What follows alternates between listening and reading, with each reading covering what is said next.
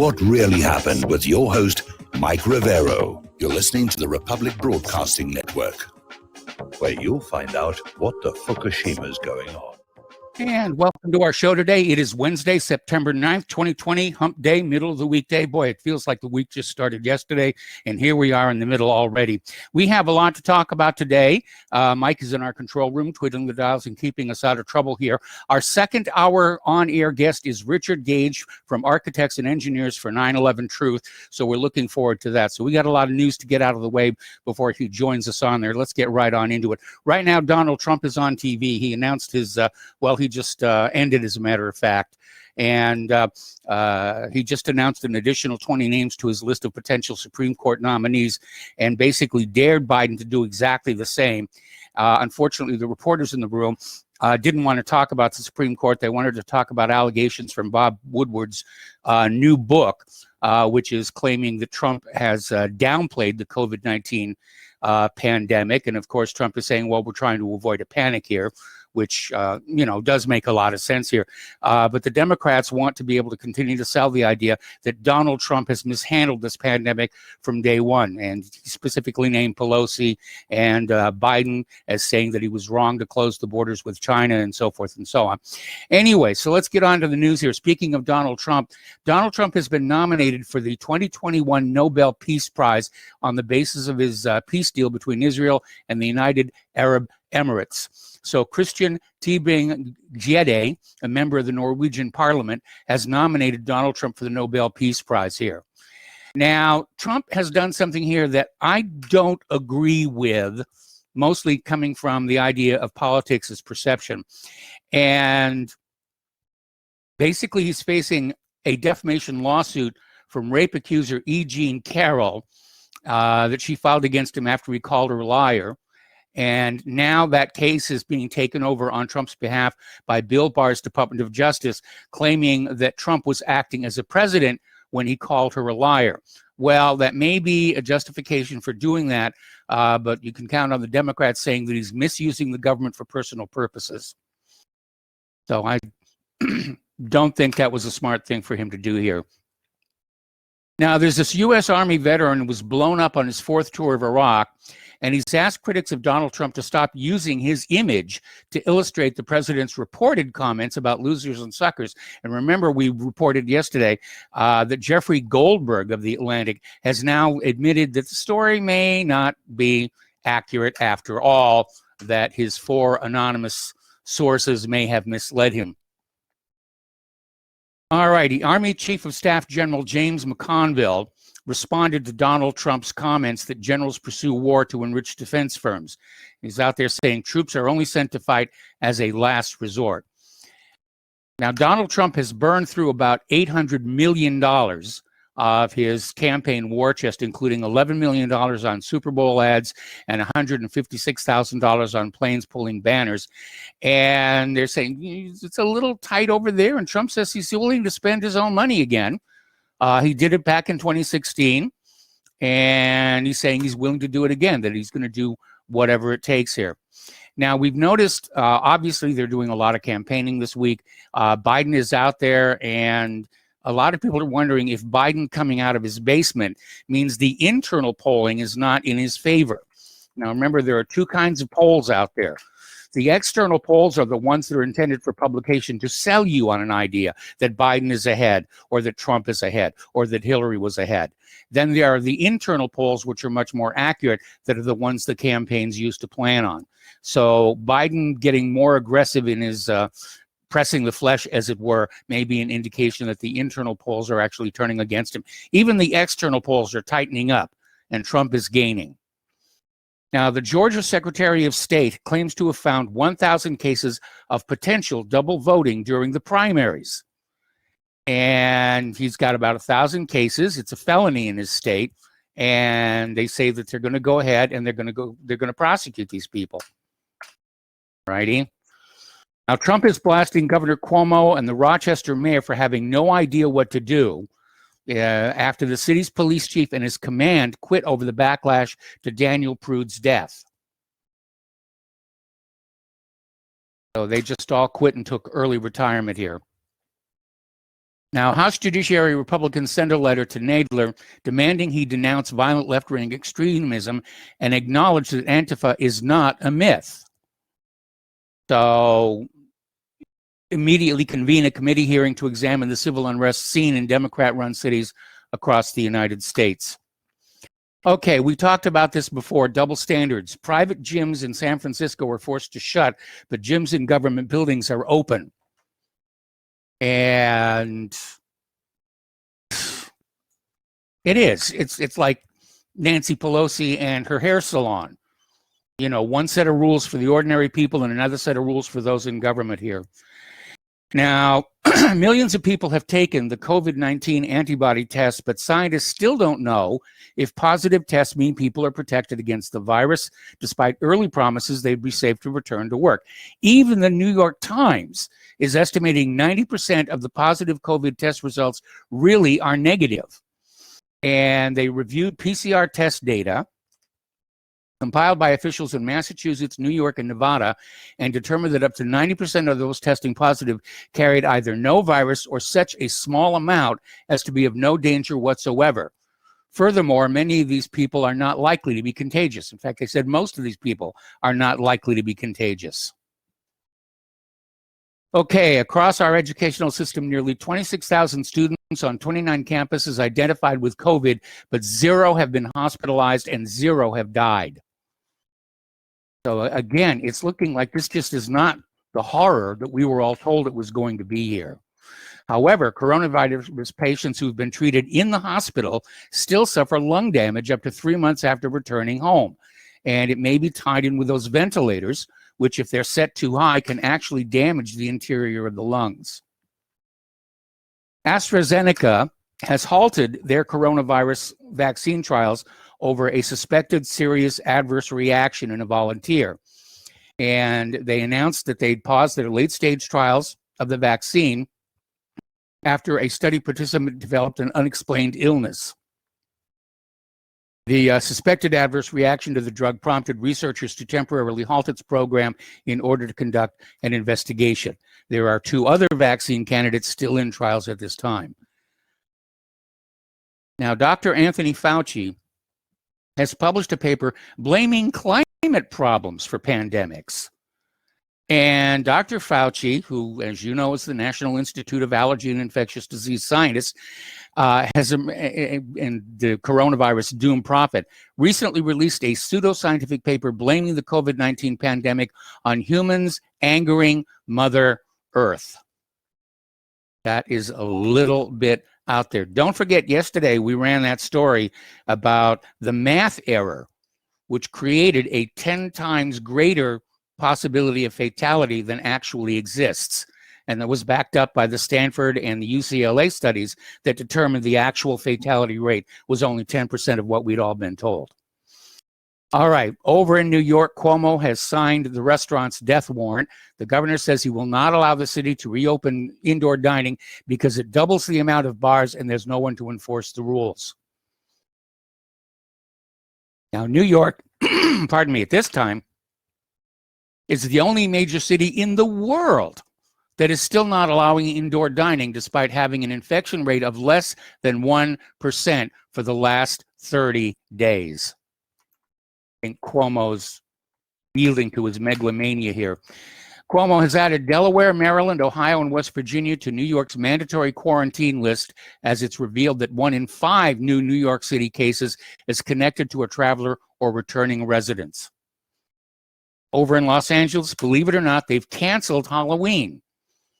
And after the mayor marched with thousands of protesters in the street, county health officials declared trick-or-treating unsafe. Well, it's going to save us a fortune in candy if they do that here.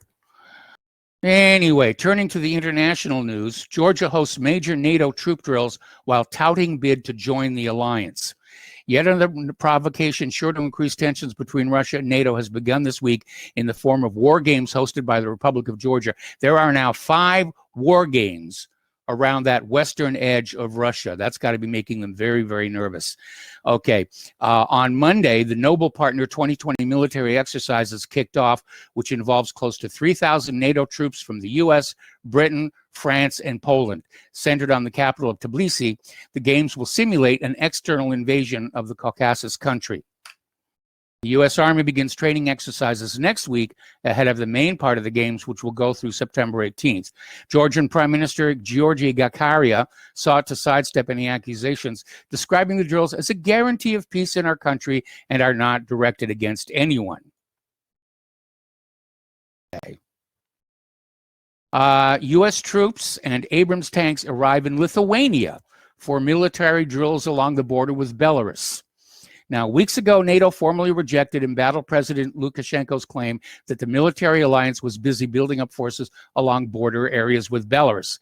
NATO troops are at our gates. Lithuania, Latvia, Poland, and Ukraine are ordering us to hold new elections, he previously told supporters in a rally in mid-August. Lukashenko reportedly deployed Belarusian national troops to the western border in response, as tens of thousands of demonstrators demand he step down after they say what was a rigged election back on August 9th. While it's unclear the degree to which NATO forces were actually mobilizing or on alert in prior weeks, what is clear as of this weekend is that U.S. troops are indeed next door after having freshly arrived in preparation for 2 months of joint drills. Now, Lukashenko said last month that the World Bank and IMF offered him a bribe of $940 million in the form of COVID relief aid. In exchange for $940 million, the World Bank and IMF demanded the president of Belarus impose extreme lockdown on his people, force them to wear face masks, impose very strict curfews, impose a police state, and crash the economy. Gee, that sounds a lot like what's happening around here. The Turkish military strikes the Syrian army, suffers the first casualties since March. On September 5th, heavy clashes between Syrian troops and Turkish-backed militants broke out near the town of Fleifel and Sarakib in southeastern Idlib, near the town of El Ankawi in the northwest, Hama and Kafr Ta'al in western Aleppo. We're also getting a report that Russia may have lost one of their jets over Libya. The pilot was rescued, however. All righty. Now, Turkey has demolished a Greek Orthodox church known as the Hagia Sophia of Bursa. And they demolished this historic Greek Orthodox church in the region of Bursa. And it was known as the Hagia Sophia of Bursa because in its history, it served both as a church and a mosque in the past. Anyway. An Islamist terrorist leader has burnt the Swedish and Norwegian flags in retaliation for the burning of the Quran. It's intended as a reaction to the high-profile Quran burning in Malmo and anti-Islamic demonstrations in Norway, where a copy of the Quran was ripped. A Muslim leader linked to a terrorist organization in Syria has trampled on the Swedish and Norwegian flags and then set them on fire. Over in Yemen, a rights group is reporting that nearly 3,500 Yemeni children have been killed in Saudi airstrikes since 2015. In the report carried by Yemen's Arabic language Al Masira network, Yemen's Human Rights Center said on Monday that some 7,200 Yemeni children were either killed or wounded in the imposed war. All right, over in Russia, the Russian Journalists Union has awarded their Solidarity Prize to Julian Assange, and who's, of course, currently fighting extradition to the United States at a British court. The head of the Union of Journalists Russia, Vladimir Solovyov, announced the award for the International Day of Solidarity of Journalists on yesterday, describing Assange as a true fighter for the freedom of speech. And they said, we had no doubts about who should receive this prize. We decided it should go to Julian Assange.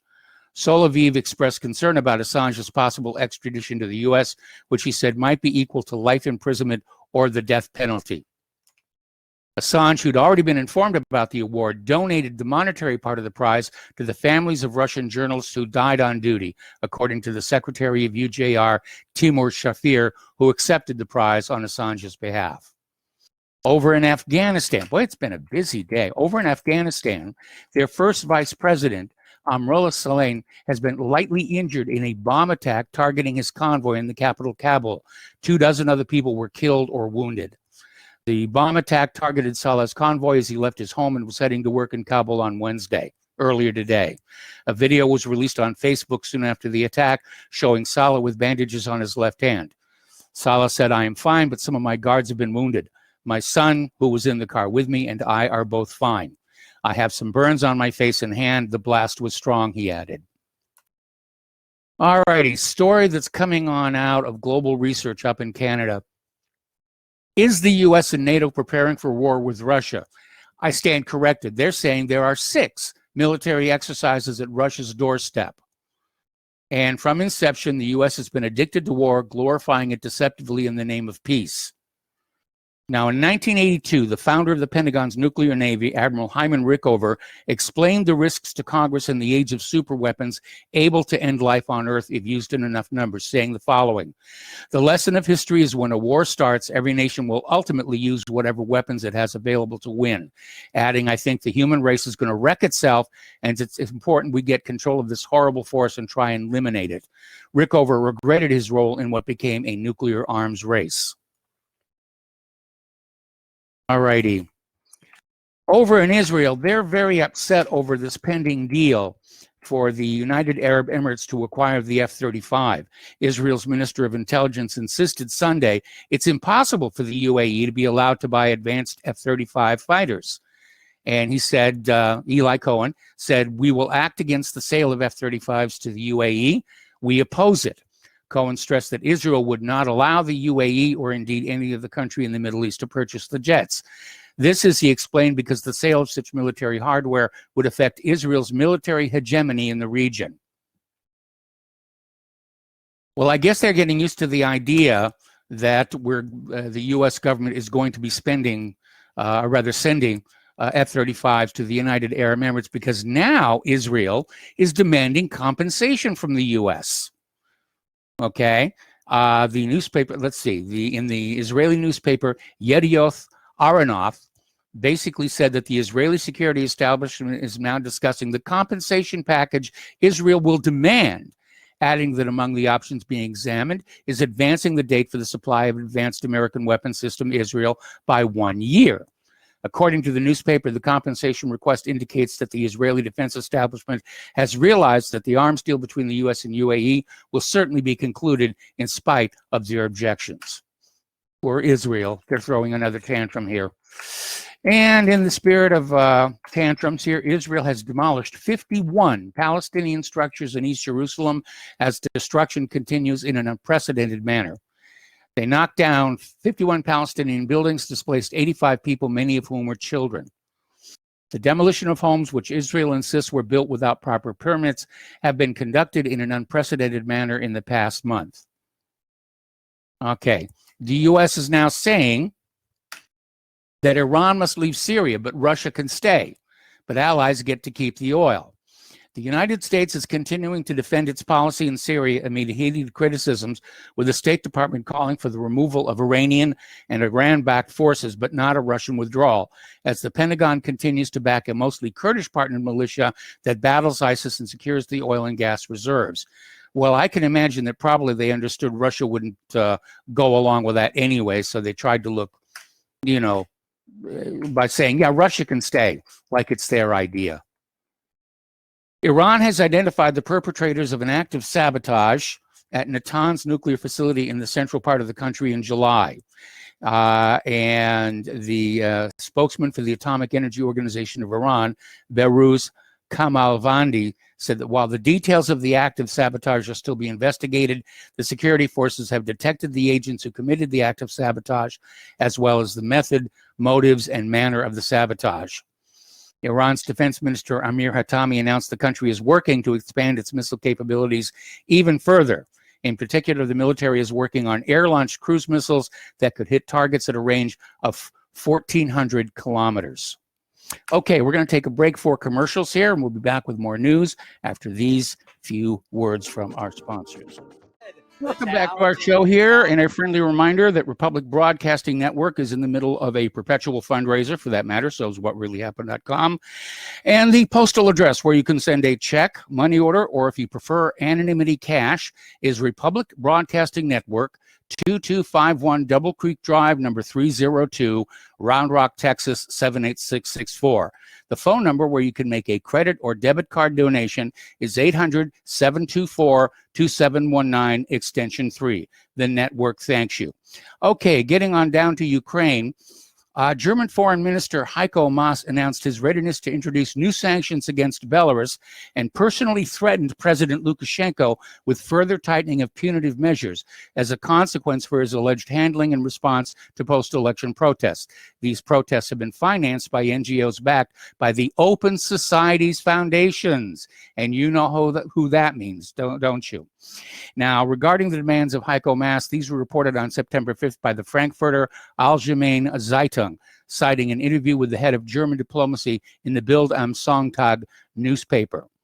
So who is it who wants to overthrow President Lukashenko?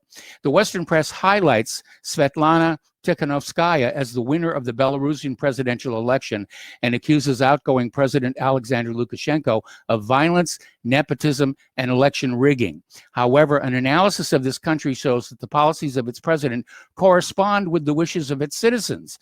Behind this fabricated quarrel lies the specter of Ukrainian Euromaiden and a provoked rupture with Russia, which would be a bad idea, in my opinion here. Okay, now Lukashenko just did something very, very clever. He has issued a pardon for all the supporters of his opponent, not the opponent himself, but basically it's resulted in the opposition fracturing and fragmenting into different factions. And that was a very, very smart thing to do. The other thing that Lukashenko has done is he's raising the possibility of holding new elections.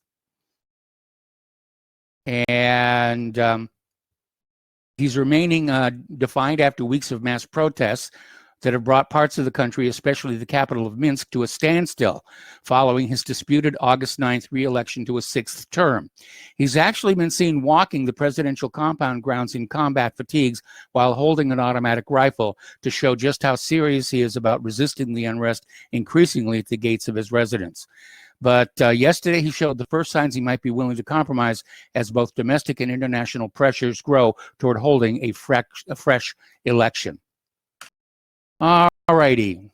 China and India are exchanging fire for the first time in 45 years. Each side is blaming the other for the latest clash. So this is a multi-decade high point. Troops on both sides exchanged fire along the disputed border in Kashmir. Both sides are blaming the other for provocations and said they only fired warning shots. There was fighting along the border back in mid-June with troops on both sides using metal bats to beat one another to death, and officials proudly assuring there was no gunfire. Today's gunfire is the first confirmed shots fired since 1975. All righty. Right now, 3 more Iranian tankers are underway with fuel for Venezuela. And analysts with tankertrackers.com have tentatively identified a new round of Iranian gasoline shipments to Venezuela. According to the firm, the product tankers Forest, Faxon, and Fortune appear to have taken on about 825,000 barrels of gasoline at Port Said Raja'i, then turned off their AIS transponders. None have broadcast an AIS position since the end of August, according to consultancy Dryad Global. TankerTrackers.com believes these vessels are very likely headed for Suez, then Venezuela, marking the second time this year that Iranian-flagged vessels have carried gasoline cargoes on this route. All righty. There is a new report out by Brown University that has found at least 37 million people have been displaced by America's 2-decade war on terror.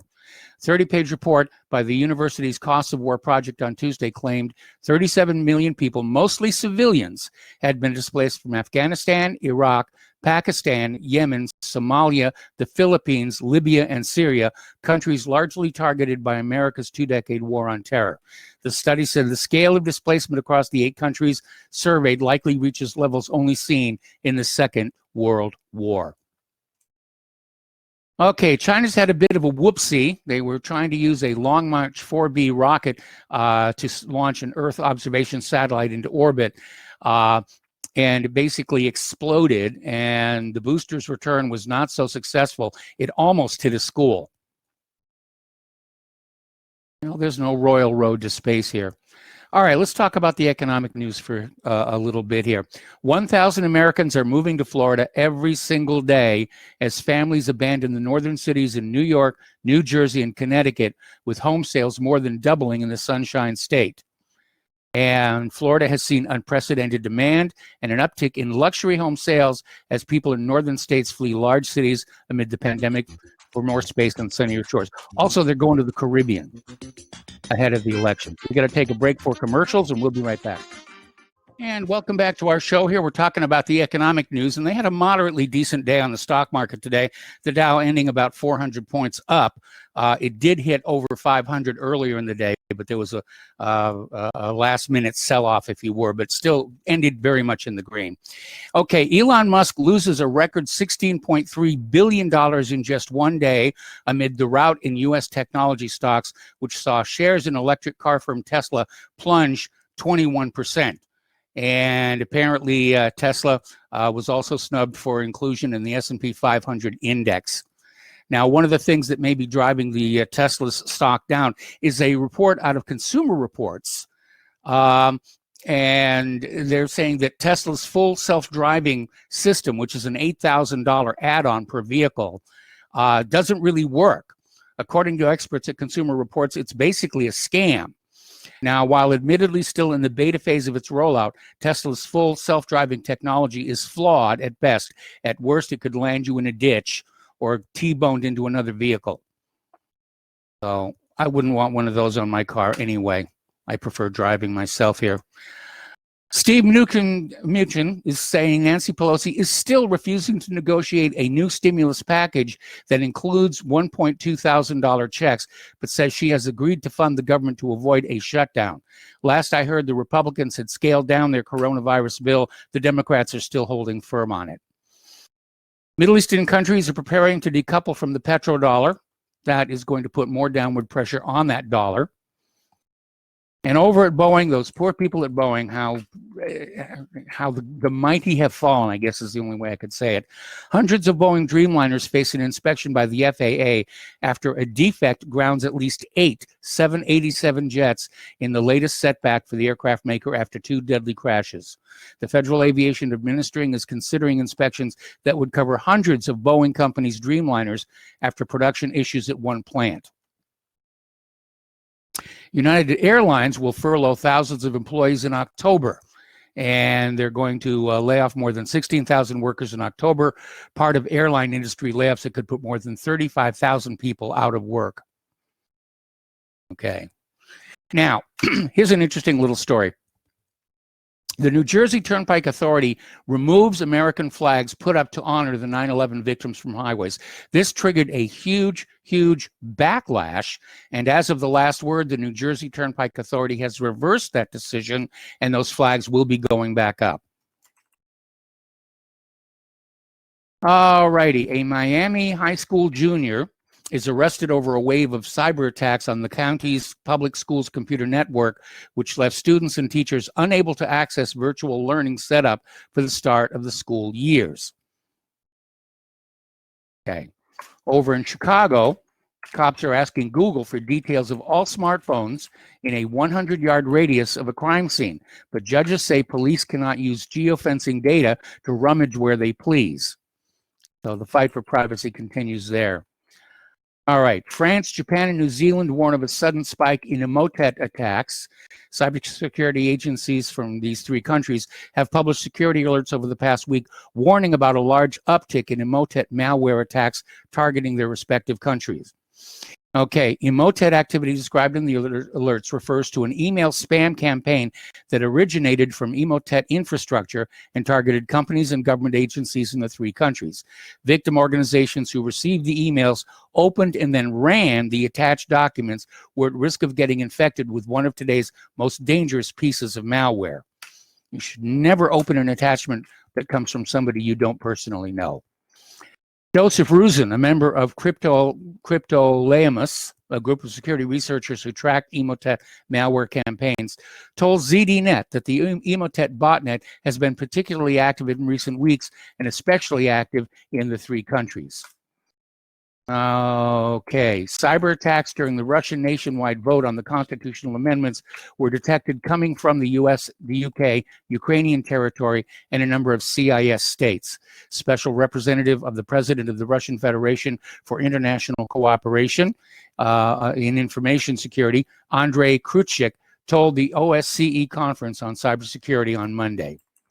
And there is a real spike in ransomware, something on the order of like 700%. Huge rise in attacks this year. And apparently there's been a huge increase over the course of 2020 with a 7-fold rise in campaigns compared to just last year alone, according to newly released data from cybersecurity researchers. Ransomware attacks have been on the rise and getting more dangerous in recent years, with cybercriminals aiming to encrypt as much of a corporate network as possible in order to extort a Bitcoin ransom in return for restoring it. A single attack can result in cybercriminals making hundreds of thousands or even millions of dollars. Okay, we're going to go ahead and open the phone lines here up until the top of the hour when Richard Gage is going to be joining us here. Now, you've probably seen all these commercials for these meat substitute burgers that are coming from some of the fast food restaurants here. But interestingly enough, 3/4 of the supposedly environmentally friendly Generation Z are disgusted by lab-grown meat and say they would not eat it. Out in California, where they're dealing with all these wildfires here, Californians are spending up to $69,000 to buy their own fire trucks on Craigslist to protect themselves against the blazes that are scorching the state. Now, Kamala Harris is out there pushing to make the rolling blackouts taking place in California a standard for the nation. That's her idea of a solution. You know, let's not build up our power grid again. You know, let's just tell everybody that they're going to have to live without electricity for so many hours every day. I mean, that's like what people in Gaza are having to deal with. And that's what Kamala Harris is holding up as an ideal. Now, Trump's Department of Energy authorizes a federal intervention of California's power grid, which they're saying may fail completely. They haven't been keeping it up with the population growth. Now, state officials confirmed the El Dorado fire of 7,050 acres was started by fireworks at a gender reveal party. And the family behind this gender reveal party that sparked the El Dorado wildfire could face the entire bill of putting the blaze out. Governor Newsom has declared a state of emergency. And by the way, the person who came up with gender reveal parties is saying maybe it's not a really good idea to be doing that right now. All right, let's talk a little bit about the climate. One of the earliest snowstorms on record to blanket front ranges of Rockies with September snow, including Denver. Denver just had the weirdest thing happen. They went from like triple-digit temperatures in one day to a winter storm warning the next. The jet stream is shifting southward, and apparently it's bringing a lot of very, very cold air down with it.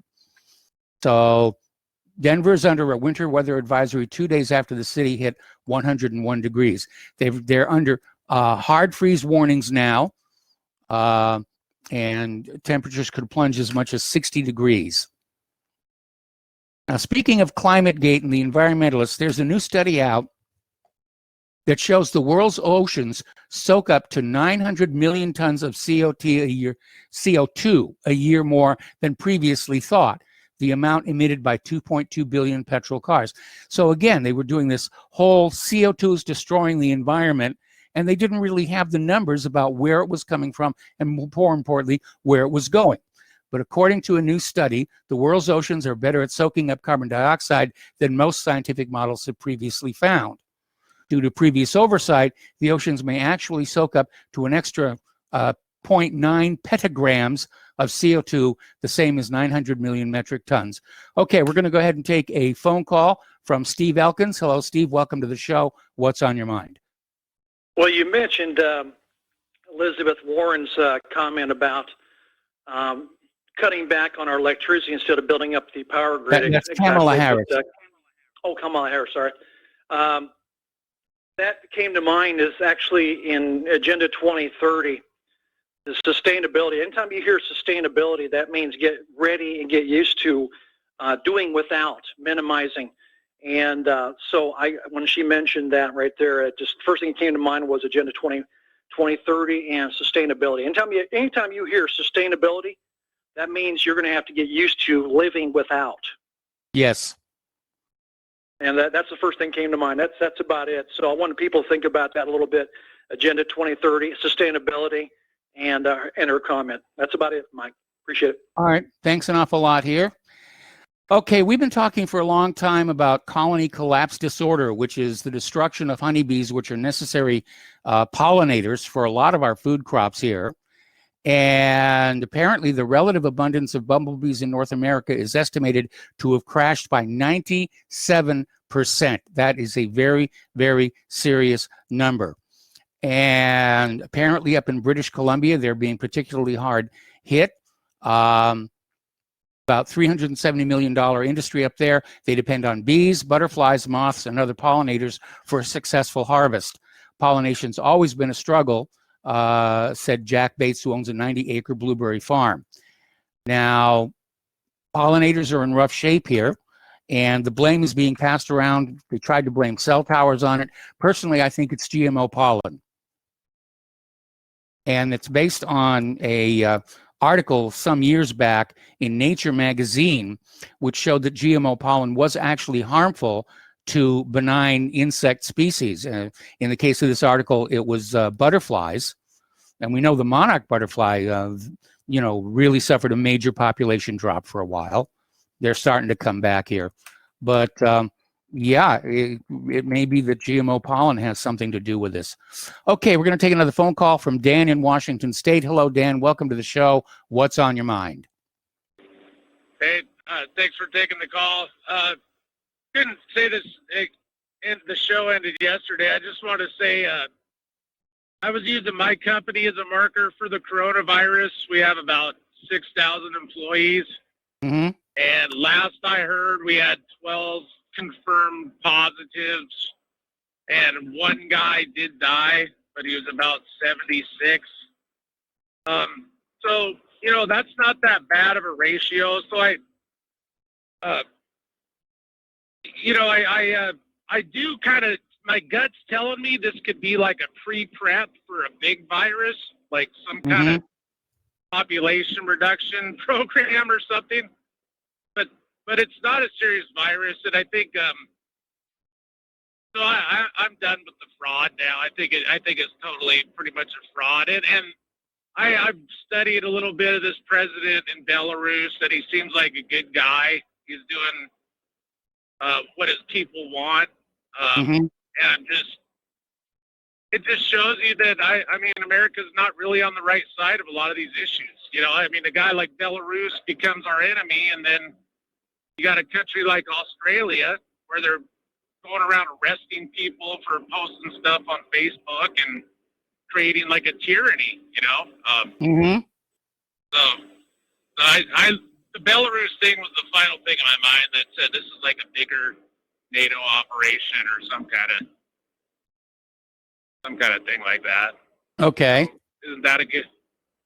So that's all I got. All right, Dan. Well, thanks an awful lot. What do you think about Belarus, though? Do you think he's a pretty good guy generally, or? I really don't know whether he's a good guy or not. Frankly, I think the accusations of a rigged election have merit and should be investigated. My problem is, of course, that the United States is throwing its hegemonic muscle all over the planet, and it's just building hostility in all the other countries against us. Yeah, I agree. And even England comes out and they just kind of, it's obviously political. They got troops in Poland and now they're putting them on Belarus's border. So it's basically a replay of Ukraine is what I'm seeing. Yeah. All right, that's all I got. Thank you. All right, thanks an awful lot. We're going to let you go. And phone lines are open, 800-313-9443. Now, interestingly enough, among the crew on the International Space Station is a number of what are called mighty mice, which are experimental subjects showing how a simple injection could stop the loss of muscle and bone during spaceflight for long-term missions to, for example, Mars. And the U.S. scientists sent muscular mice to the ISS to expose them to microgravity. So that would be good, because that really is a problem when you're in space for a very, very long time. It does lead to atrophying of your muscles and your bones, and returning to Earth can be very, very difficult if you've been up there for a while here. All right, somebody did a simulation on the Cascadia subduction zone fault and determined that if there was, in fact, an earthquake of the magnitude they're expecting there, Seattle would be hit by a giant tsunami 2 hours and 20 minutes after the quake actually happened. All right, we're going to take another phone call from Mark in North Carolina. Hello, Mark. Welcome to the show. What's on your mind? Hey, Mike. You know what's going on with Belarus and these so-called exercises in Georgia and stuff just shows that if Trump means what he says about taking on a military-industrial complex, he's not doing a very good job of it. As far as Belarus goes, Lukashenko, to me, is a hero. The man is anybody who takes on this globalist New World Order, and the fact that the International Monetary Fund, or like Gerald Valente calls the International Mafia Fund, doesn't like the fact that he has locked down and gone all the other garbage with the masks and all that, tells me pretty much all I got to know, to not only what's going on with Belarus, but what's going on as a whole with this, again, with this phony coronavirus that's going on. Now, it shows you there's no question, even if there is such a thing, let's say there is, it's not anything like I said, it's not anything major like they're trying to make out to be, but they're using it to try basically to get total control. And that's why I get so angry at a guy like Dustin, because, you know, he's contributing to destroying our freedom. And he was actually defending Bill Gates yesterday. So, I mean, I can't, you know, that's unacceptable. That's why I have to take him on. That's why I have to, you know, confront him every time he comes on this show and starts talking this nonsense about, you know, how good the masks are, which they aren't. I don't know if what he thinks of the vaccines, but if he thinks Gates is okay, he probably thinks these vaccines are okay. By the way, I just was shopping at a supermarket before, and there's a Walgreens there, and they're advertising for flu shots. So I went over to the counter and says, "Can I get an inset for your flu shot?" You know. So first they thought I was wanted to take the shot, so he gave me some form there. I said, "No, I don't want to take the shot. I never take any flu. I just want to see the inset for some people I know." And they gave it to me, and I just took pictures of it just a couple minutes ago and posted it on Facebook. So I mean, and you can see the side effects are very serious. Flu shot, very serious. Yeah, they are. They are. Right? Okay, Mark, we got to let you go. Sorry about that. Got to let you go. Got to take a break for commercials. Back with another phone call after these few words. Welcome back to our show here. We're going to go back to the phones to Gary in Dallas. Hello, Gary. Welcome to the show. What's on your mind? Hey, good afternoon, Mike. Looking forward to Richard Gage. Me too. Just wanted to ask you if you're going to get an opportunity to get him to talk more about the Alaska study, where they're going with that. You know, build the momentum, that kind of thing. And then, you know how it is out there in the world. It's very contentious. You know, a guy like Ryan Dawson goes and, you know, kind of slanders Richard Gage and puts him down, and actually kind of sucks up to this Nick West guy. I guess he's a bunker, and they're like poo-pooing the whole thing, you know, and it's a little frustrating. Well, Ryan's obviously a very intelligent guy, and yes, he is. I look to him as an ally, but he just I don't know. I think he's got ego problems, but I'm just curious on your. We all? Yeah, true. So, just any comments at all? Do you know if Ryan and Richard ever talk or anything, or? I have no idea, and I mean, you know, at this point in the game, Ryan and I don't talk anymore either. So, you know. Oh, really? Yeah. Oh, from that incident a couple of months ago. Yeah. Yeah, from that incident. Now that sort of thing. He's a very talented guy. He's well, maybe he's just young. Yeah, he's certainly younger than I am. Yeah. But you're all younger than I am, so. No, I don't know. I'm a senior citizen. Well, thanks for the phone call. We're going to let you go and try and fit in a couple more here. And apparently Facebook is having a huge outage right now. Downdetector.com is confirming it. So I don't know, maybe Mark Zuckerberg made a mistake in trying to impose more censorship. He censored his entire system now.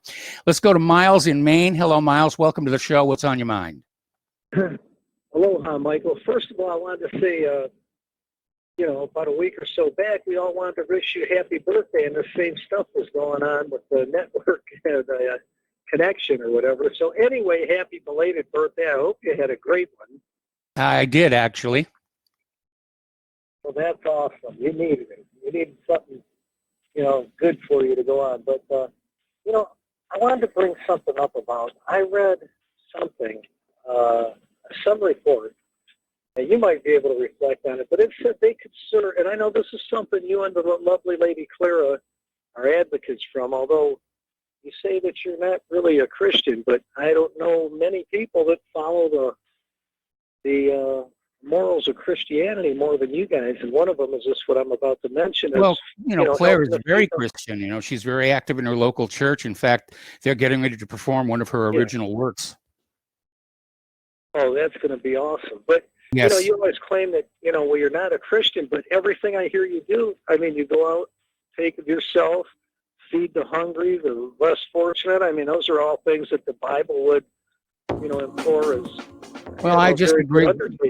I think they were a good idea. All right, listen, we got to let you go. We got to take a break here for station identification. My apologies to the callers waiting on hold. We're going to be closing the lines for the Richard Gage, and we'll be back after these few words. And welcome back to our show, hour number 2. We're still waiting to connect with Richard Gage of Architects and Engineers for 9/11 Truth. Friday, of course, is the 19th anniversary of that false flag. Oh, and he's joining us on the air now. Richard Gage of Architects and Engineers for 9/11 Truth. And I imagine with the 19th anniversary coming up, you must be very busy. So thank you for taking time out of your busy schedule to spend with us today.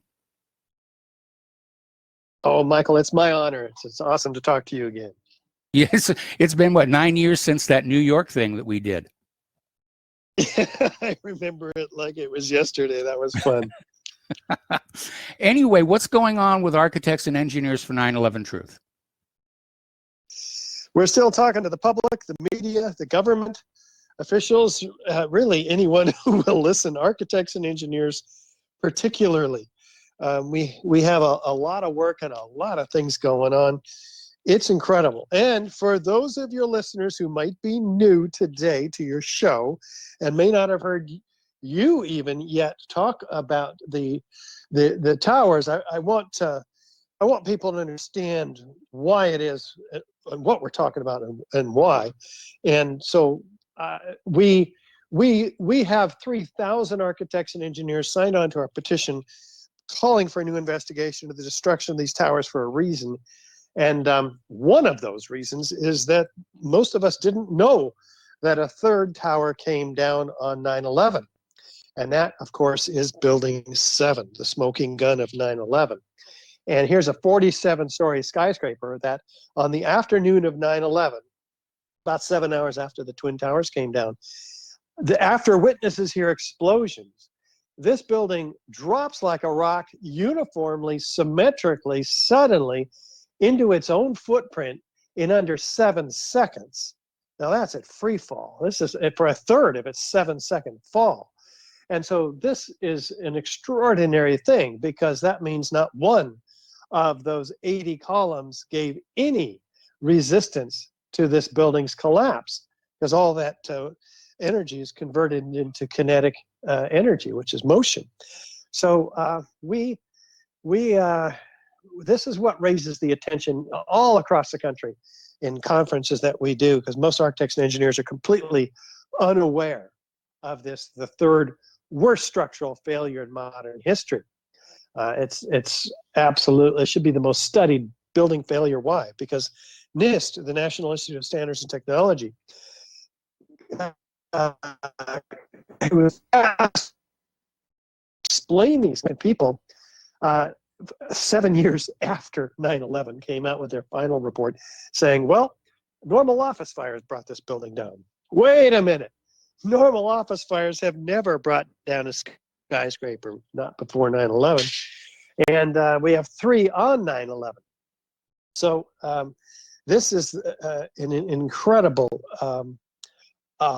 opportunity to wake people up, because, you know, they're not psychologically traumatized by the loss of life in the Twin Towers when they came down. So we start with Building 7 because it's a clear-cut case. Just looks like the old hotels in Las Vegas, exactly, of controlled demolition. Yes. So that's where we start with, and now they know, you know, at least part of what we're talking about, Michael.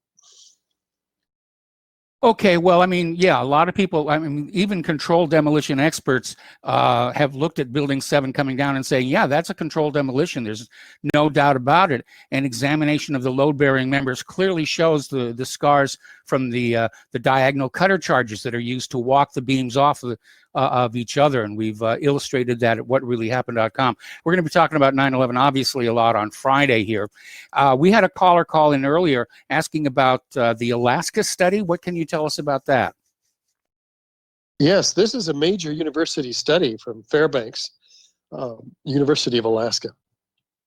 One of the top forensic structural engineers in the country, Professor Leroy Halsey, and his team of PhD researchers spent the last 4 years looking at this puzzling collapse, and because they said, gosh, if fire did this, then, as NIST claims, then we've got a real problem here. There's hundreds of similarly designed buildings out there. What are we going to do? So that's what convinced him to really take a look at it. And he got more surprised and surprised as he got deeper into it, ultimately concluding that in these analyses that use NIST's own assumptions, and these are fraudulent assumptions that they found, they used them nevertheless because they were the most conservative assumptions. You omit key structural components, as NIST did, to try to make that collapse believable as a fire, even though it even then was never, ever anywhere near believable, their collapse initial theory. But the university used that information, and what did they do? They couldn't get the building to collapse even with NIST's own input data. And they then said, well, okay, let's take out 3 columns, number 79, 80, and 81, as NIST claims were the first 3 to fail. Let's see what happens then. Well, by God, the building tips over like you'd expect if 3 columns in its northeast corner were taken out. Go ahead. No, I was agreeing with you. You know, something that's important to remember, though, is that Building 7, because it housed government offices, was built more fire resistant and more bomb proof than your average New York skyscraper. Yes, there was the bunker on the 23rd floor of this building. That was an incredible upgrade, and this building in and of itself, the floor plates are a size of a football field. It's an extraordinarily large building, and this column that they claim was taken out, it was built up out of steel pieces. 750 pounds every foot of that column number 79 at this particular floor, anyways, floor 12. See, they claim that expanding beams due to the fires, which were actually burned out in this area, pushed this girder off of its seat on this column 79. Now, the University of Alaska found that none of that could be true. First of all, these beams are fireproofed. They wouldn't have expanded. And they found that NIST had put all the heat, 1,400 degrees Fahrenheit, into that beam in just a second and a half, which would have forced it to expand instead of sag, which is what beams normally do in temperatures exceeding 1200 degrees. Anyway, they found that they lied about that. They lied about the shear studs ripping out between those expanding beams and the concrete floor up above. They found that they lied about the girder being able to be pushed off of its seat because of three reasons. One, there were shear studs for the shop drawings on that girder also. It couldn't have been pushed off of its seat. Two, it had steel stiffeners at the end of the beam, which would have required the whole beam to be pushed off 12 inches all the way off of its seat instead of just halfway off of its seat, as NIST claims, because these I-beams, they say the flange folded after it got pushed halfway off of its seat. Mm-hmm. And three, the girder would have expanded along with the other beams, and as it expanded linearly, it would have been then trapped between the two additional side plates that were manufactured onto this standard wide flange column. So it would have been trapped, and it couldn't have been pushed off for that reason either. And then they found that even if it were pushed off, the floor 13 couldn't have fallen on 12 after 9 floors of progressive collapse. They say column 79 broke, and then floor 13 fell on 12, and 12 on 10, so on for 9 floors. But for floor 13 to break the steel connections on the floor below it would have required 632,000 pounds, and it didn't have dynamic force. It didn't even have a tenth of that. So they have exposed NIST 6 ways from Sunday. And now what did they conclude finally in this 4-year-long finite element analysis computer modeling study? They found that in order for the building to have fallen the way that we see it did in the videos, all 80 columns in this building would have to have been removed all at once. Yes. Exterior columns followed a second or so later by the interior columns. Now, what can do that? This is a global collapse, they're saying, not a sequential failure as NIST claimed with a series of progressive failures. And only controlled demolition, can take all the columns out of the building. That's exactly what they do, in fact. That's how they bring the building down, in a controlled fashion, and often at free fall acceleration.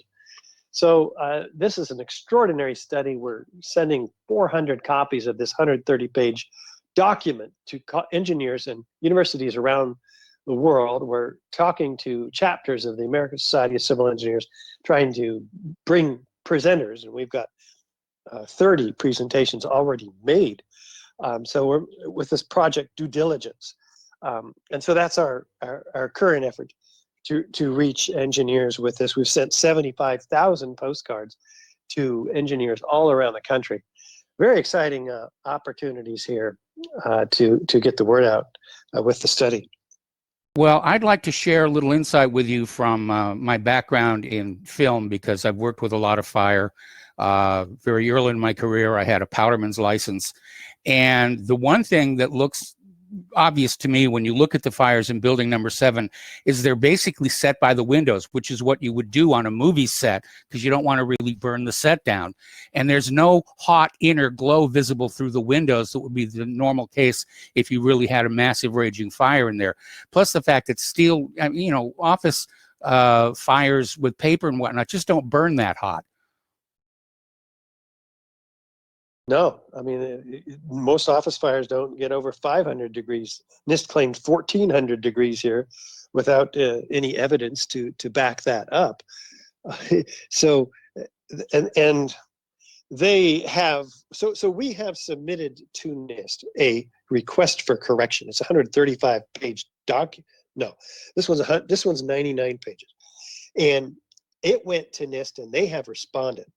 What we did is pick the 8 key vulnerabilities in their report, their final report on Building 7, backed up by the work of this study which is the University of Alaska.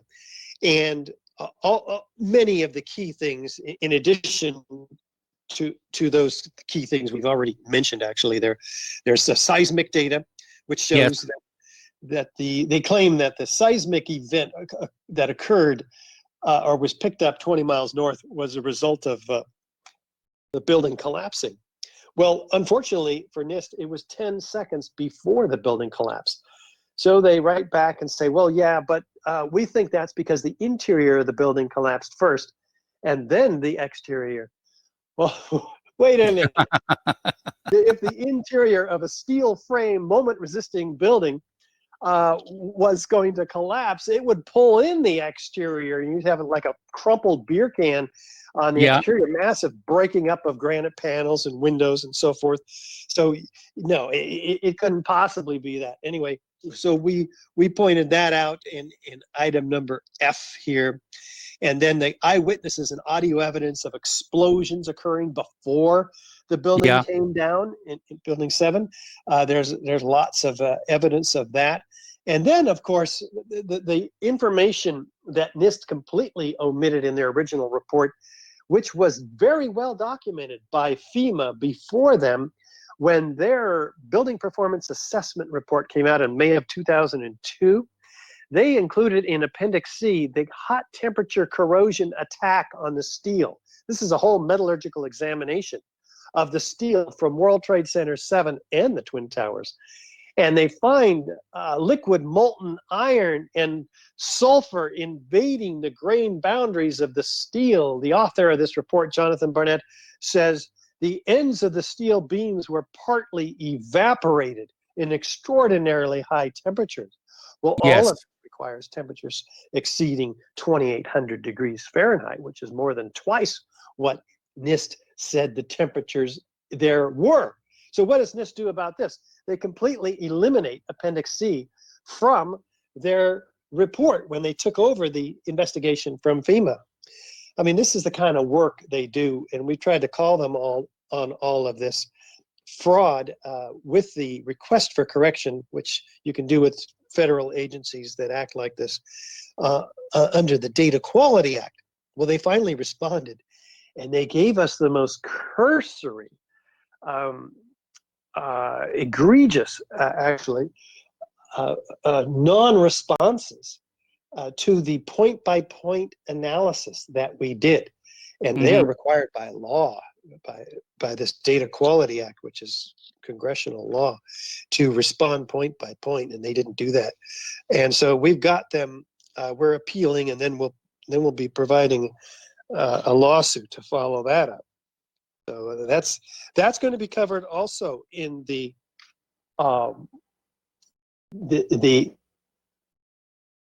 very exciting online conference called Justice Rising that we are doing this September 11th online, because we can't get venues anywhere. So this year, that gives us an opportunity to bring together some incredible speakers who we couldn't otherwise. For instance, David Ray Griffin, who hasn't spoken in years in public, and Stephen Jones, and Niels Harrit. These gentlemen are the pioneers of the truth movement that we've been trying to push forward, for 14 years now. For me, longer for you, right, Michael? Yes, it's been a while. Yeah. Well, it all begins on September 11th, Friday at 6 p.m. Eastern. And I'll be talking about the history of AE 9/11 Truth and how far we've come since the beginning and where we think we're heading. We have Matt Campbell also, who will be taking this evidence to the UK, putting our technical evidence, forensic evidence, into the court system to get a new inquest into his brother's death. Yes. His brother Jeff was murdered in the North Tower, and along with 3,000 others, and we're hoping will join in as this legal effort gets attention. See, this is a tailor-made opportunity legally for us to get our evidence successfully into an international court system, in this case the UK, and there get a new inquest, because the threshold for requiring a new inquest is only that you have to prove that it might result in a different outcome from the original inquest, which said or claimed that planes and fires brought down these towers, and that's what killed his brother and all those other people. By the way, while you're at it, while you're in Britain, ask the BBC how it was that they reported on the collapse of Building 7 while it was still standing behind their reporter. Yeah, that's really cute, and it's absolutely true.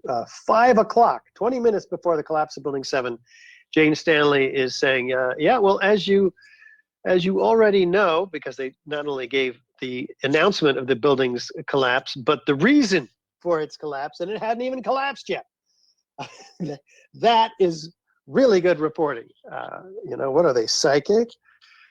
Miss Cleo must have been working for them. They apologize for the... Well, what was really interesting, we're coming up on a break here. What was really interesting is BBC claims they've thrown away all the original tape from that day, which is ridiculous. If you know anything about TV news, original tape you keep because you can make more money off of it, licensing it in the future. But BBC simply said, we can't figure out what happened because we threw it all away. I've heard that before too, haven't I? Yes, we have. All right, Richard, we got to take a break here, and we'll be back with Richard Gage from Architects and Engineers of 9/11 Truth right after these two words. And welcome back to our show here. We're talking with Richard Gage from Architects and Engineers for 9/11 Truth. And you were telling us about this upcoming event you have Friday evening. And I'd also like you to make sure that you tell our listeners how they can tune in. Yeah, this is a 3-day online conference, Friday night, Saturday night, Sunday night. It is free, and people can come to ae911truth.org. That's ae911truth.org, and just watch it right on the front page or near the front page of our website. And we're going to be having a detailed discussion on the request for correction that we talked about earlier, Yes. Also on Friday night. And then we're going to have the Lawyers Committee for 9/11 Inquiry, which is Dave Meiswinkle, Mick Harrison, Barbara Honegger, all of the legal efforts that we've been making together with them. And they've got some more new efforts, including a grand jury petition for the anthrax investigation, which of course went amok with the FBI falsely accusing Bruce Ivins and so forth. Well, that all is part of the 9/11 conspiracy. Well, then we come back Saturday, and Dylan Avery of Loose Change 9/11 fame, who's won several awards since then, is on with us because he's made a new film about this finite element analysis and the story behind it. And Leroy Halsey, the professor who led it, Professor Halsey will be there also on Saturday, and this is 3 p.m. Pacific, starts in the afternoon on Saturday. And then we go into the evidence in Building 7 and the Twin Towers in some detail at 4 Eastern. And 5 Eastern, we bring out David Ray Griffin, Niels Harrit, Stephen Jones. Of course, Niels Harrit brought out was the lead author on the nanothermite paper, active thermitic materials in the World Trade Center dust. And then Stephen Jones documented the extreme temperatures, evidence of extreme temperatures, including molten iron microspheres found in all the World Trade Center dust. These guys we have not seen or heard from very much. We're very excited to bring them out and reflect on their experiences and give us advice for the future as well. Sunday, we come back in the evening at 6 p.m. Eastern with Daniela Ganzer, who's an expert on false flags and war of terror as a result of 9/11.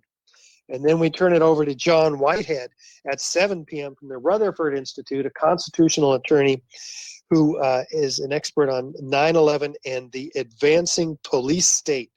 See, our freedoms have been just eroded taken away from us. It's been a controlled demolition of our Constitution since 9/11. And now with this new 9/11 that we're experiencing today inside of our homes under lock, we have much further eroding, and that's only begin within the way. So we're hoping people will tie these things together. The incredible censorship that we've experienced with 9/11 and COVID-19, just on an incredible scale, is what James Corbett is going to finish the whole conference off with this talk. The Library of Alexandria is on fire. Internet censorship from 9/11 to today. Of course, Alexandria, Egypt, the burning of the world's knowledge of wisdom from that library, an incredible loss to humanity there. Yes. That's okay, Richard, we seem to be breaking up a little bit. Are you still there? no, I wasn't speaking. I was waiting for you. Okay. Well, we've been having some chop coming through on the Skype link, and I don't know if it's somebody trying to deliberately interfere with us or it's just Skype being Skype. So people just need to go to ae911truth.org, and they'll be able to tune in to this 3-day seminar, if you will. Now, I had somebody write on in and ask if you knew anything about the Dakota report. I don't. What's that? They didn't tell me. They just asked me to ask you. Anyway, Okay. yeah, the evidence that we've seen about the use of thermite as the cutter charges, and again, getting on back to the photograph showing diagonal demolition cuts on the load-bearing members of Building 7, and for that matter, the towers. There's a great deal of molten iron dribbling down from it, which is a dead giveaway that thermite was used to basically cut those load-bearing members all at once. So we're coming up here on another break, and when we come on back, we're going to open the phone lines for questions for you, Richard, regarding 9/11 and architects and engineers for 9/11 Truth. So brace yourself, because some of our callers can be a little bit aggressive, and we'll be right back after these words from our sponsors. So stay tuned, and here we go. Welcome back to our show. Here we're talking with Richard Gage of Architects and Engineers for 9/11 Truth. And Richard, take a deep breath, because the phone lines are jammed with people who want to ask you questions. Oh. And we're going to start with Peter in Los Angeles. Peter, do you have a question for Richard? I do. Richard, I wish you would speak briefly on the Israeli connection, what with the dancing Israelis, urban moving systems, Silverstein, Daniel Lewin, the Sayeret Matkal commando, who was on one of the planes, the art students that followed the hijackers around. I'd appreciate if you could go into some detail on it. Thank you. Yeah, this is a very important part of the story, and it's one that architects and engineers are not qualified to research. Having said that, there are others who have done this research, and I refer not you, because you seem to have done it as well, but everybody else, to the work of Christopher Boleyn, Yes, who's written a book called Solving 9/11. And he does go into these issues in some detail and does a great job. So I would be, we've got to draw the line somewhere. So as architects and engineers, it's great to draw that at the edge of our technical credibility. Okay, well, thank you for the call, Peter. And we're going to switch to Dan in Washington State. Hello, Dan. Do you have a question for Richard? Yeah, thank you. Two questions. So you think it was the nanothermite? Is that like clay, right? And I've seen a video on it. They can just wrap it around a beam at an angle. Well, no. At an angle. Yeah, let's unpack that. It's not what I think. It's what the evidence shows that we want to be talking about, and the evidence shows a number of elements that support the hypothesis of controlled demolition with incendiaries, specifically thermite and nanothermite. Regarding nanothermite, the evidence is very clear in the finding of 7 independently collected samples of dust, and those being given to this team of 8 international scientists from led by Niels Harrit in Copenhagen. Niels will be one of our speakers on I think it's Saturday, and which you can watch, by the way, at our website, ae911truth.org. Now, what they found in all the samples is these red-gray chips, red on one side, gray on the other. The red side is, and that indicates, by the way, that it was fluid applied rather than a clay, as you mentioned. So were these applied to the underside of the decking and beams in a sprayed-on application, perhaps under the guise of a fireproofing upgrade? It's entirely possible because, in fact, the 5 or 6 floors above and below the point of jet plane impacts in each of the twin towers, and these are different impacts points, 15 stories down in the North Tower, 30 stories down in the South Tower. What they find when they heat these up in a heater, a differential scanning calorimeter, they find that they ignite at about 750 degrees, this red side. The red-gray chips, and they produce iron microspheres when they are ignited, indicating that it's thermitic material, active thermitic material, thermite. So this is direct evidence in and of itself for thermite, but when they zoom in 50,000 times with a nuclear microscope, they find inside this red layer these extremely small particles at the nanoscale, 1,000 times smaller in the diameter of a human hair, of rhomboidal-shaped iron oxide crystals and aluminum platelets, the ingredients of thermite. So these are not paint chips. This is extremely sophisticated nanoscale thermite, and it's set in a bed of oxygen silica carbon, which is an organic material used in the TNT for concussive force or expansion of gases very, very rapidly. So this appears to be a thermite that's been engineered to become more explosive. So this is what is documented in the 25-page peer-reviewed paper that we mentioned earlier, and it stands uncontested. Nobody submitted a peer-reviewed paper challenging the results of this. So that's the evidence we have for. It always made sense to me because you can see those beams, how they look cut. And I've seen videos of what thermite does. It just basically liquefies. I was wondering because there's a guy, Jim Fetzer, that he keeps saying it's mini nukes. And I didn't know there was such a thing as a mini nuke. But I don't know. And I don't know either. But we don't have the extremely bright flash, brighter than the sun by many times, that associated with nuclear weapons at the World Trade Center. We don't have the extreme radiation levels. We only have some slightly above background radiation levels. We don't have the extremely loud bangs that you'd expect with any kind of a nuclear weapon. So we don't believe that's what's going on there at all. And the evidence clearly shows physical evidence, like I've just described for nanothermite, but there's also evidence of thermite pouring out of the South Tower minutes prior to its collapse. This is molten iron, the byproduct of thermite. We have molten iron, pools of molten iron throughout the World Trade Center, the ends of the beams dripping with molten steel, the laterally freely flying structural steel sections out of the South Tower in every direction, landing 600 feet away, shot out at 80 miles an hour, trailed by thick white smoke clouds. Well, steel is not flammable. So why are the ends of the steel beams burning? Yep.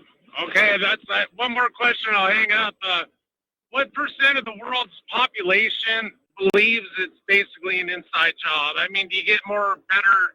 There's been European studies I've heard that have shown that, like you mentioned, Copenhagen and Are people in Asia and Europe mostly think it's an inside job? It seems like it's just Americans are kind of in a bubble here, or is there countries like England that's just as much fooled by all this? Or I guess, well, Yeah, I'd say maybe 30% of Americans and Europeans are aware that there's an issue.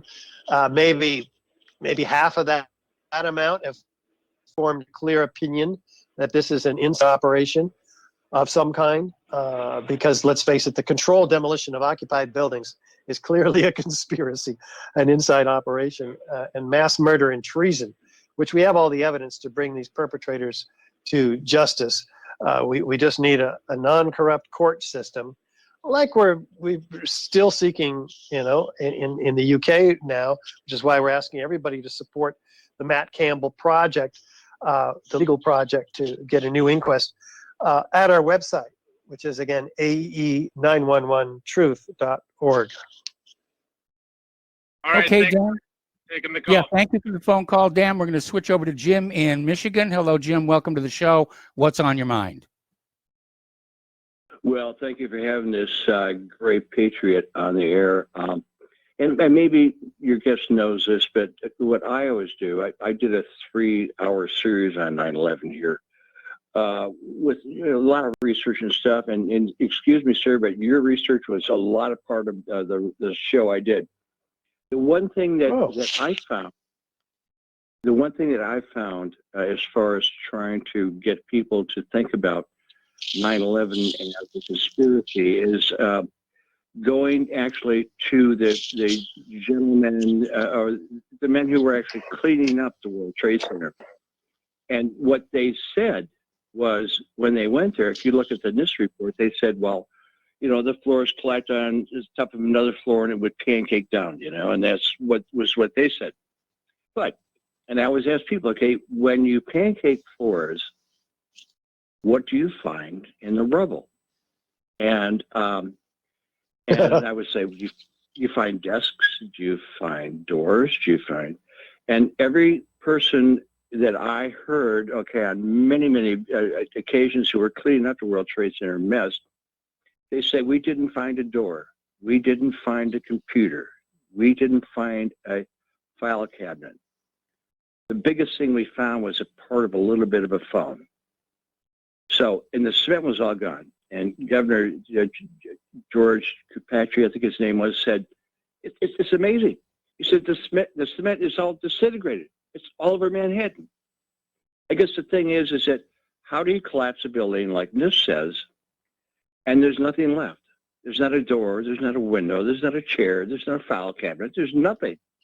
How does that happen in a regular collapse? And I might ask, I might say to people, if you want to see the extreme heat of the World Trade Center collapse, there is a video, I don't know if it's still available on YouTube, but it's called Amongst the Rubble.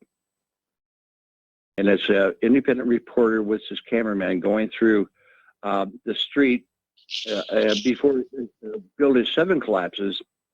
And there's buses, cars everywhere. There's nothing flammable on, and all the metal is melted down, collapsed. These are buses and cars and everything, but there's nothing burning because it was all totally evaporated when that cloud came out of the World Trade Center.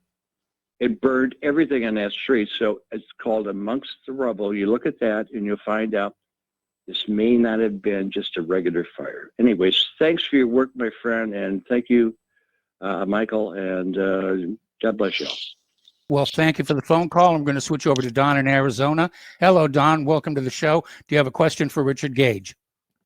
Yes, Richard Gage. This reminds me a lot of, you remind me of Mark Lane, another great American, great writer, great lawyer that kept the Kennedy, the John Kennedy assassination thing alive.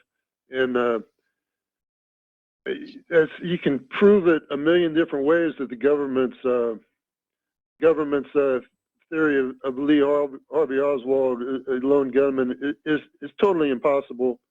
And people don't believe it. The polls show that they don't believe the government story. And yet, it's still the official government story all these years later, 60 years later almost. And I think that it looks the same way with the 9/11. Everybody can tell that the buildings were pancaked, but the government, it seems to me the government will never change their version of it. They just got to go along with their official version. That's all I have to say. Thank you. All right, Don, thanks an I awful certainly lot here. agree with you. And the media is not doing their job, of course. Well, who owns the media? The media is there's only 5 corporations that control all of the mainstream media, and who sits on the boards of those directors of those corporations? The same individuals, it's been found by Project Censored out of Sonoma State University, that sit on the boards of directors of major international corporations in the arms industry, the oil industry, the banking industry, the insurance industry. And these all move together for their own common good. And that's apparently the level of conspiracy, if you will, that we're up against here. Okay, well, let's switch over to Ken in New York. Hello, Ken. Welcome to the show. What's on your mind? Do you have a question for Richard Gage? Yes, I do.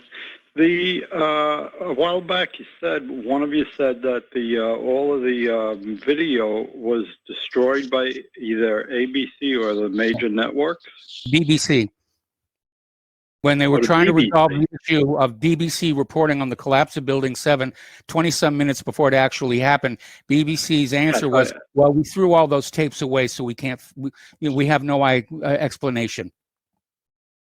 Well, I happened to see that live on PBS, so that means that there must have been American copies made. They wouldn't transmit it live without having a video backup.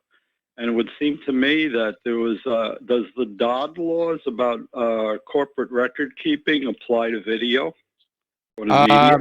It depends on the corporation, but I mean, that video was all over the internet. I have a copy. You can see it on YouTube. I'm certainly going to be posting that tomorrow or Friday.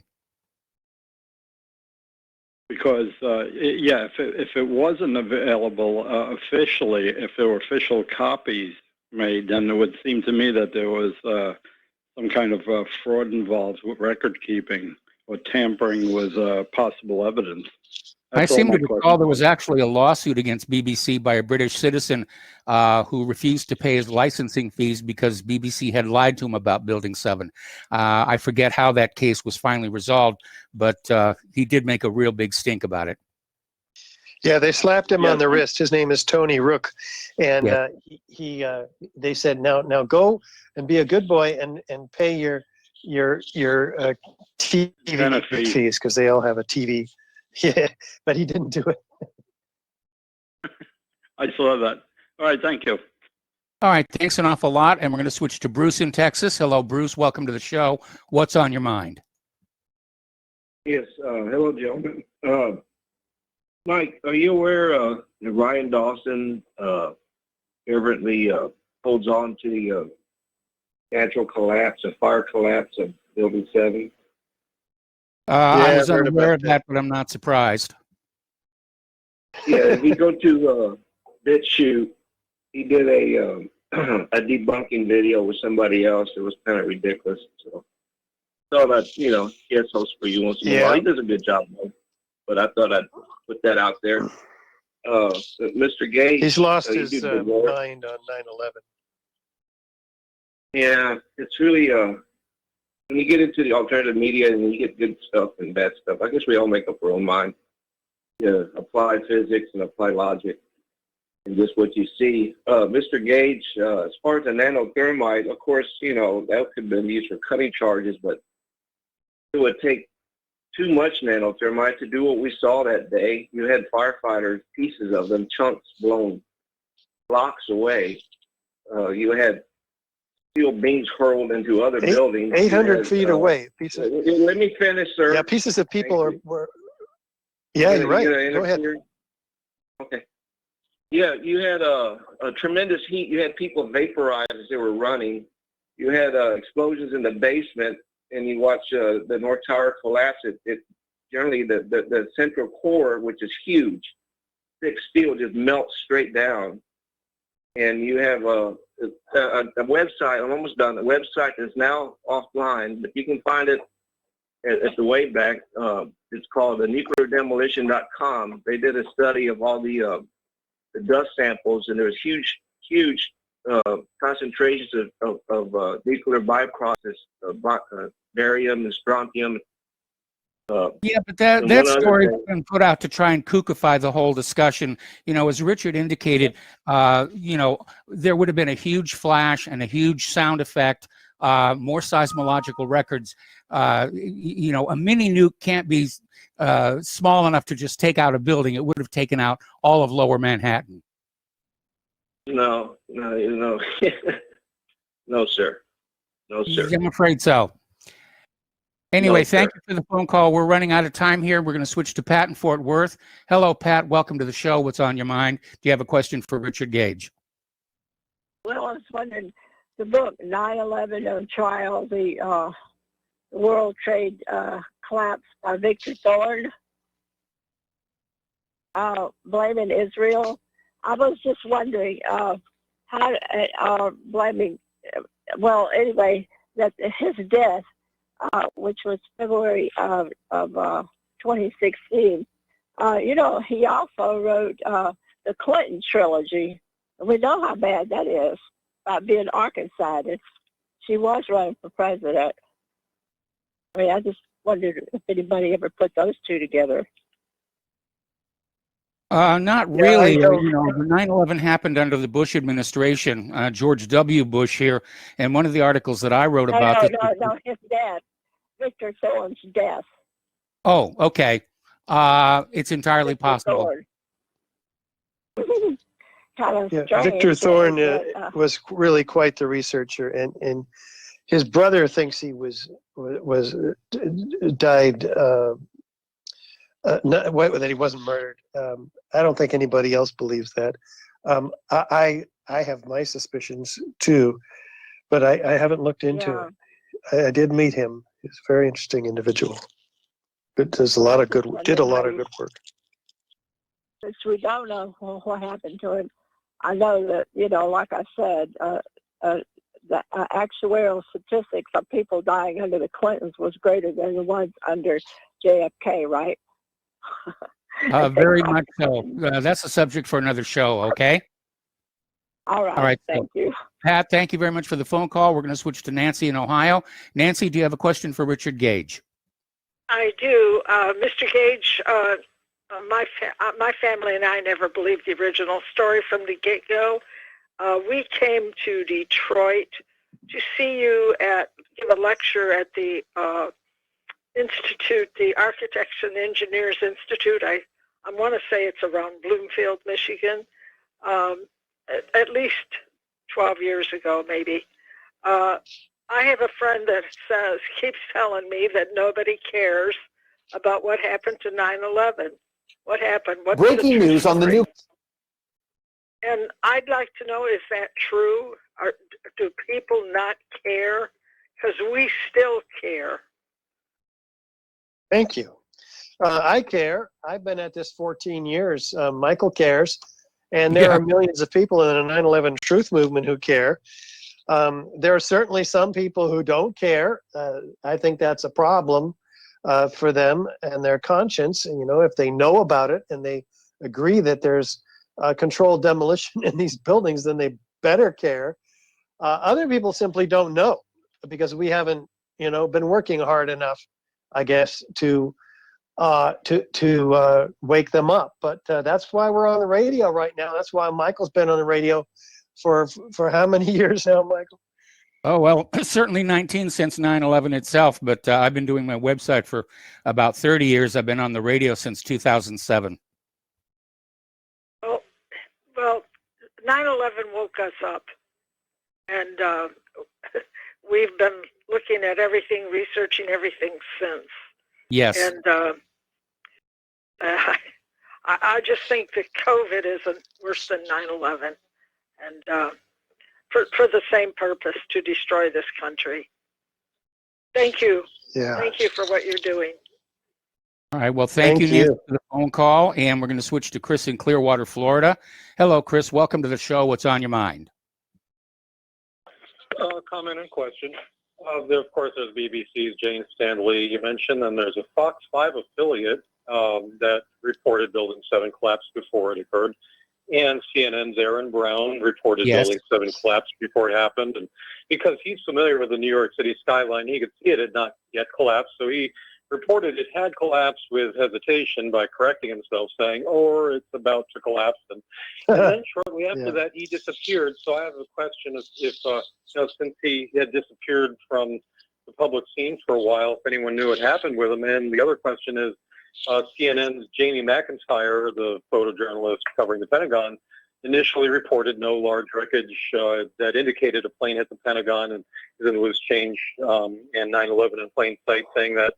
But now, since then, he says he took pictures of fuselage in parts, wreckage, cockpit, where originally he said there was no wreckage larger than the size of your fist.